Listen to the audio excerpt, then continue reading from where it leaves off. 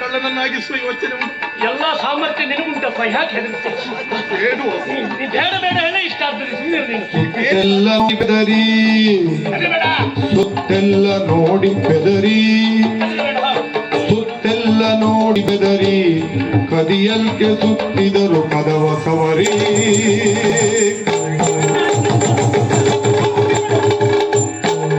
ಕದಿಗಲ್ಲು ಮಂದಿಗ ಕಳ್ಳವೇ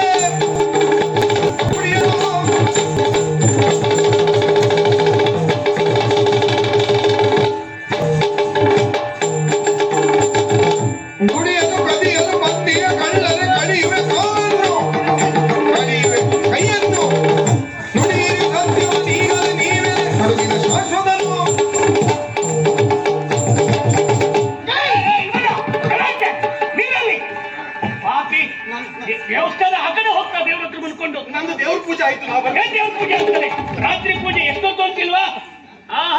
ಹೇಳಿವ್ರಿ ಸ್ವಲ್ಪ ನೀವು ಬಟ್ಟೆ ಪಾಪಿಗಳೇ, ಬದುಕಲಿಕ್ಕೆ ಬೇರೆ ಯಾವ ದಾರಿ ಸಿಗಲಿಲ್ಲ ನಿಮಗೆ. ಹೌದು, ನಮ್ಮ ಸಂಸ್ಕೃತಿಯ ಪ್ರತೀಕ ಹೇಳಿ ಸ್ವಲ್ಪ ನೀವು. ದೇವಾಲಯ ಮತ್ತೆ ನೀವು ಹೇಳ್ರಿ ಕೇಳುವ ಅನ್ಸ್ತದೆ. ಹೇಳಿ ಅಂತ ಸಂಸ್ಕೃತಿಯ ಪ್ರತೀಕ. ಹೌದೌದು, ಅದು ನಾ ಹೇಳುದು ಕೇಳುದು ನಿನಗೆ ಅರ್ಥ ಆಗುದಿಲ್ಲ. ಹಾಗಾಗಿ ನಿಮ್ಮ ಹೇಳಿ ಹೇಳಿದ್ದು. ಇಬ್ರು ಬಂದಿದ್ದೀರಿ. ಒಂದು ಈ ದೇವಸ್ಥಾನವಂತಹ ಚಿನ್ನಾಭರಣಗಳನ್ನ ಕದ್ದೊಯ್ಯುವುದಕ್ಕೆ ಮುಂದಾಗುತ್ತಾ ಇದ್ದೀರಿ. ಒಳ್ಳೆ ಕೊರಮರ್ರೆ.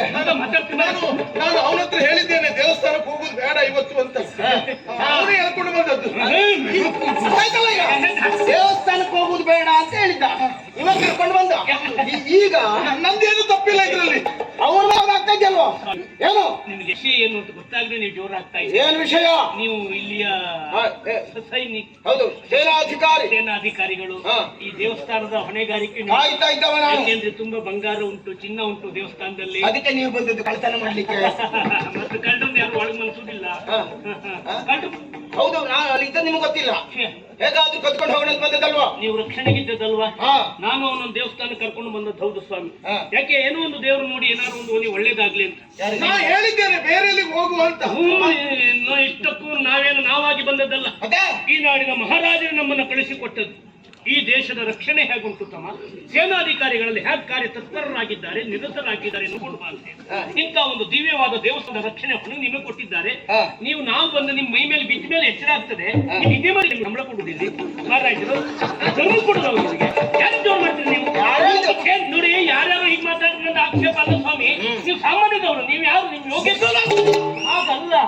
ಸೇನಾಧಿಪತಿ ನೀವು. ಯಾರು ನಿದ್ರೆ ಮಾಡ್ತಾ ಇದ್ದವ್ರು? ಯಾರು? ನೀವೇ. ನಾವು ನೋಡಿದ್ದೇವೆ.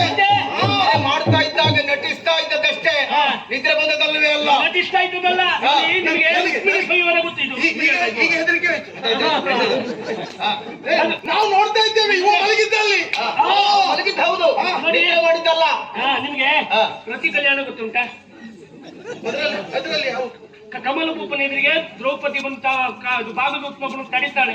ಆ ದೂತ ಹೋಗಿ ಹೇಳ್ತಾನೆ, ರಾತ್ರಿ ಇಂತೋಳು ಬಂದಿದ್ಲು ಅಂತ ಹೇಳಿ. ಮಹಾರಾಜಿ ಸಂತೋಷ ಆಗ್ತದೆ. ಇದು ಯಾರ್ಯಾರು ಅರ್ಥ ಹೇಳ್ತಾ ಇದ್ದಲ್ಲ, ಸಾಮಗ್ರಿ ಹೇಳ್ತಾರೆ. ಅವ್ರು ಏನ್ ಹೇಳಿದ್ರು? ದೂತ ನಿಜವಾಗ್ಲೂ ಬಹಳ ಒಳ್ಳೇದಾಯ್ತು. ಅಲ್ಲಿ ರಾತ್ರಿ ನೀವು ಮಲಗಿದಾಗ ಬಾಗಿಲಲ್ಲಿ ಇಂತೋಳು ಬಂದಿದ್ದಾಳೆ, ನಾನು ಕಾಣಬೇಕು ಅಂತ ಬಂದು ಹೇಳಿದೆಲ್ಲ, ಸಂತೋಷ ಆಯ್ತು. ಹಾಗಾಗಿ ನೀನು ಏನ್ ಮಾಡ್ತೇನೆ, ಉದ್ಯೋಗದಿಂದ ತೆಗಿತೇನೆ ಅಂದ್ರು. ಯಾಕೆ ಹೇಳಿದ್ರು? ಅವ್ರ ಹೆಸರು ಯಾಕೆ ಹೇಳ್ತೀಯ? ಅವ್ರ ಅರ್ಥ ಇಷ್ಟೇ ಹೇಳ್ತಾ ಇದ್ದದ್ದ. ನೋಡಪ್ಪ, ನೀನು ದೂತನ ಹೋದಾದರೂ ಕೂಡ ನಿನ್ನಲ್ಲಿ ನಿಷ್ಠತೆ ಉಂಟು ಎಂದು ನಾನು ಒಪ್ಪಿಕೊಳ್ತೇನೆ. ಬಾಗಿಲ ಬಳಿಯಲ್ಲಿ ಬಂದವಳ ಬಗ್ಗೆ ನೀನು ನನ್ನ ಕುರಿತಾಗಿ ಹೇಳಿದ್ದರೂ ನಿನ್ನನ್ನು ಕೆಲಸದಿಂದ ಉಚ್ಚಾಟಿಸುತ್ತೇನೆ. ಯಾಕೆ? ನಿನಗೆ ನಿದ್ದೆ ಮಾಡ್ಲಿಕ್ಕೆ ಸಂಬಳ ಕೊಟ್ಟದ್ದಲ್ಲ ಇದು, ಕಾಯಲಿಕ್ಕೆ ಸಂಬಳ ಕೊಟ್ಟದ್ದು. ನೀನು ನಿದ್ದೆ ಮಾಡಿ ನಿನಗೆ ಅವಳು ಎಬ್ಬಿಸಿದ ಮೇಲೆ ಬಂದು ಹೇಳ್ತೇನೆ ಅಂತ ಆದ್ರೆ ನಿನಗೆ ಸಂಬಳ ಯಾಕಪ್ಪ? ಅದೇ ನಿನಗೆ ಹೇಳಿದ್ದು ಸೇನಾಧಿಕಾರಿ ನೀನು. ಹಾಗಾಗಿ ನೀವು ಉಚ್ಚಾಟಿಸುದು ನೋಡಿದ್ರೆ ಗೊತ್ತಾಗ್ತದೆ. ಈಗಲೇ ಹೋಗಿ ಹೇಳೋಣ ಮಹಾರಾಜರಿಗೆ. ಅದಲ್ಲ, ಈಗ ನೀವ್ ಯಾರು ಅಂತ ಗೊತ್ತಾಗಲಿಲ್ಲ. ಕಳತನ ಮಾಡೋದಕ್ಕೆ ಮಹಾರಾಜರು ಕಳಿಸಿಕೊಟ್ಟಿದ್ದಾರೆ. ಯಾರು ಕಳತನ ಮಾಡಿದ್ಯಾರು? ಪುಣ್ಯಕ್ಷೇತ್ರ ಅಂತ ಹೇಳ್ಬೇಕು. ನಾವೇನು ಕದ್ದಿದ್ದ? ಯಾವ ಮಹಾರಾಜರು? ಇಲ್ಲಿ ಮಹಾರಾಜರಂಗನವರು. ಯಾರು? ಅದೇ ಅವರೇ. ಅವರೇ ಹೇಳಿದ್ರೆ ಈ ನಾಡಿನ ದೊರೆಯಾದಂತ ಅವರು. ಮತ್ತಿನ್ಯಾರು ಈ ನಾಡಿ ದೊರೆ? ಯಾರಿಗೆ ಗೊತ್ತಿಲ್ಲ?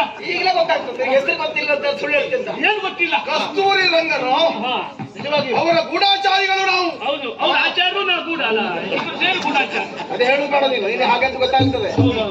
ಈಗ ನನ್ನ ಪರೀಕ್ಷೆ ಮಾಡೋದಕ್ಕೆ ಬಂದದ್ದು ನೀವು. ಏನು ಅಣ್ಣ ಇವತ್ತು ಒಂದ್ ದಿವಸ ಈಗ ಮಾಡಿದ್ದೀಯೆ, ಒಬ್ಬ ಸೇನಾಧಿಕಾರಿ ನಿಷ್ಠಾವಂತ ಇರ್ಲಿ, ಒಂದ್ ದಿವಸ ಏನೋ ನಿದ್ದೆ ಬಿಟ್ಟಿರ್ಬೋದು, ಮನೆಗೆ ಹೋಗಿ ಬಂದಿರ್ಬೋದು, ಹೀಗಾಗಿರ್ಬೋದು, ಇರ್ಲಿ ಆಗ್ತದಪ್ಪ. ಎಲ್ಲರೂ ವರ್ಷ ಇಡೀ ನಿದ್ದೆ ಬಿಡ್ಲಿಕ್ಕೆ ಆಗ್ತದೆ ಎಲ್ಲರೂ. ಹಾಗೆಂತ ಹೀಗೆ ಮಾಡಬೇಡ. ನಾವು ಒಂದು ಮಹಾರಾಜರಿಗೆ ಹೇಳಿದ್ರೆ ನಿನ್ನ ಕೆಲಸದಿಂದ ತೆಗೆದು ಬಿಡ್ತಾರಷ್ಟೇ. ಸತ್ಯವೇ ಆದ್ರೆ ನಮ್ದು ನಡೀತದಲ್ಲಿ. ನಾ ಹೇಳಿದ್ ಪೂರ್ತಿ ನಂಬುದಿಲ್ಲ, ಅವು ಹೇಳಿದ್ರು ನೊಂದೇ ಬಿಡ್ತಾರೆ. ಆಚಾರ ಕೆಟ್ಟು ಅಂತ ಲೆಕ್ಕ, ಜಾಗ್ರತೆ ಮಾಡ್ಕೊ. ನನ್ಗೆ ಗೊತ್ತಿಲ್ಲ, ನಾವಿಬ್ರು ಸೇರಿ ಹೇಳ್ರೆ ಮತ್ತೆ ಅಷ್ಟೇ ನಿಂಗೆ. ನನ್ಗೆ ಗೊತ್ತಿಲ್ಲ ಮತ್ತ ಅದು ನೀವು ಈಗಾಗಲೇ ಅದನ್ನೇ ಮಾಡ್ತಾ ಇದ್ದೀರಿ ಅಂತ ಗೊತ್ತಿಲ್ಲ. ನೀವು ಹೊಸದಾಗಿ ಹೇಳ್ಬೇಕಾದ ಗತಿ ಇಲ್ಲ. ನೀನು ಒದ್ದಾಡಿ ಅಂತ ಪ್ರಯೋಜನ. ನೀವು ಎಂತ ಮಾಡಿದ್ರು ನಾನಂತೂ ತಾಗಿಸಿಕೊಳ್ಳುವುದಿಲ್ಲ. ಗೊತ್ತಾಯ್ತಾ? ನಿದ್ದೆ ಮಾಡ್ಬೇಡ, ಅಷ್ಟು ಸುಲಭ ಇಲ್ಲ. ಹೊತ್ತೊತ್ತಿಗೆ ಬಿಸಿ ಬಿಸಿ ಕುಡಿತಾ ಇರು. ಖರ್ಚು ದೊಡ್ಡಿಲ್ಲ, ಸಂಬಳ ಕೊಡುದಿಲ್ಲ ನಿಂಗೆ. ಹೌದು, ಕೊಡ್ತಾರೆ. ಮತ್ತೆ ಸಂದರ್ಭ ಖರ್ಚು ಮಾಡು ಎಲ್ಲ ನೀನು ಕೊಡ್ತೀಯಾ?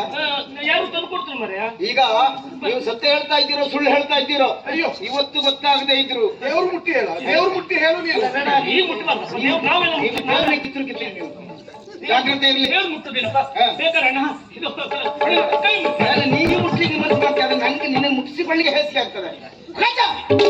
ನಿಮ್ಮಂತ ನಿಷ್ಠಾವಂತರ ಬಗ್ಗೆ ಖಂಡಿತ ಸಂತೋಷ ಮಹಾರಾಜ ಅಂತ ಹೇಳುವ. ಏನೋ ಇವತ್ತು ನಿದ್ದೆ ಬಂದಿರ್ಬೋದು, ವರ್ಷ ರಾಜ್ಯದ ಉತ್ಸವ ಸಂದರ್ಭ ಎಂತ ಕೈ ಹಿಡ್ಕೊಂಡು ಹೇಳ್ಬಿಟ್ಟು ಬಂದ್ ನೋಡ್ತೇನೆ. ಬೇಡ ಬೇಡ ಬೇಡ ಬೇಡ. ಇಲ್ಲಿ ಒಂದು 100 ತೆಗೆದು ಬಂದ್ರೆ ಅದು ಆಗಲ್ಲ. ಒಂದು ರಾಜ್ಯೋತ್ಸವದಲ್ಲಿ ನಿಮಗೆ ಒಂದು ವಿಶೇಷ ಸನ್ಮಾನ ಮಾಡಿ ಮಹಾರಾಜರು ಹೇಳ್ತೇನೆ. ಪ್ರಶಸ್ತಿ ಪ್ರಶಸ್ತಿ ಅಲ್ಲ, ಈಗ ನನಗೆ ಬರುವ ಕಥೆ ಇರ್ಲಿ, ಬರದಿದ್ರೆ ನಾನು ತಲುಪಿಸಿಲ್ಲ.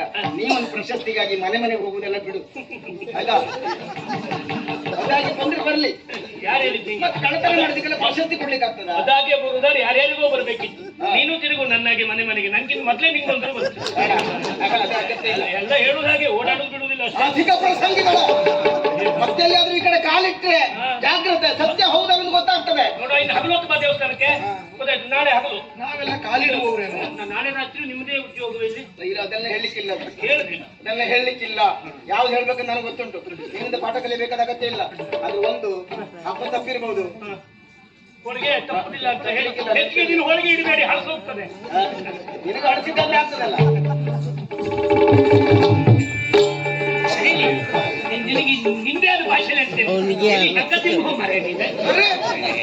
ಹೋಗಿ ನಿನ್ನ ಕರ್ಕೊಂಡು. ನಾ ಮೊದ್ಲೇ ಹೇಳಿಲ್ವಾ ನನ್ನ ಹತ್ರ ಆಗುದಿಲ್ಲ ಅಂತ? ನಂಗೆ ಗೊತ್ತಿತ್ತು ನನ್ನ ಹತ್ರ ಆಗುದಿಲ್ಲ. ಬಲವಂತ ಕೇಳ್ಕೊಂಡು ಬಂದಂತೀನಿ. ಅಲ್ಲ ಅಣ್ಣ, ಹೋಗಿ ಹೋಗಿ ಅವ್ನ ಮೈ ಮೇಲೆ ನೀ ಬಿದ್ರೆ ಅವನಿಗೆ ಹೆಚ್ಚಾಗದೇ ಇರ್ತದೆ. ನನಗೆ ಅವ ಅಲ್ಲೇ ಮಲಗಿದ್ದಾನ ಗೊತ್ತಾ? ನಂಗೂ ಗೊತ್ತಿತ್ತ. ನಾನು ಕೈ 2 ಸಲ ಹೀಗೆ ಮಾಡಿದೆ, ನನ್ನೂ ದೂರ ಆಗ್ತದೆ ಅವನ ಮೈ ಮೇಲೆ ಮರೆ. ನಾನು ಈ ಒಂದು ದೊಡ್ಡ ಆಳು ತಂದವ, ಈ ವ್ಯವಹಾರಕ್ಕೆ ಒಳ್ಳೇದಾಗ್ತದೆ ಕರ್ಕೊಂಡು ಬಂದ್ರೆ ಹೋಗಿ ಹೋಗಿ ಆ ನಿದ್ದೆ ಬಂದು ಅವನ ಮೈ ಮೇಲೆ ಬಿದ್ದು ಅವನೇ ಬುದ್ಧಿ. ದೊಡ್ಡ ತಪ್ಪೋದೆ. ಈಗ ನಿನಕ್ಕಿಂತ ಮೊದ್ಲು ಕಾಣುವುದು ನಾನೇ ಗೊತ್ತಾ? ಈಗ ಮೊದ್ಲು ಸಿಕ್ಕಾಕೊಳ್ಳುದು ನಾನೇ ಈಗ. ಹಾಗೆ ಆಗ್ಬೇಕು ಮತ್ತೆ. ಹೆಚ್ಚಿನ ಲಾಭ ನಿನಗೆ. ಈ ತಂಗಿ ಮದುವೆ ಆಗ್ಬೇಕಾದ ಯಾರಿಗಪ್ಪ? ನನಗೆ ಅಲ್ವಾ? ಹೌದು. ಹಾಗಿದ್ರೆ ದೇವಸ್ಥಾನದ ಕತೆ ಹೀಗಾಯ್ತಲ್ಲ. ದೇವಸ್ಥಾನಕ್ಕೆ ಹೋಗುದು ಬೇಡವ ಇನ್ನು? ಬರೋದು ಬಂದಾಯ್ತಲ್ಲ, ತೀರ್ಥಾರು ಕುಟ್ಕೊಂಡು ಹೋಗುವ. ಬಾಗ್ಲ ಕುಟ್ರೆ ನಾ ನಿನ್ ಬಡಿ ಬಾಗ್ಲಾರು ಹೋಗುವ.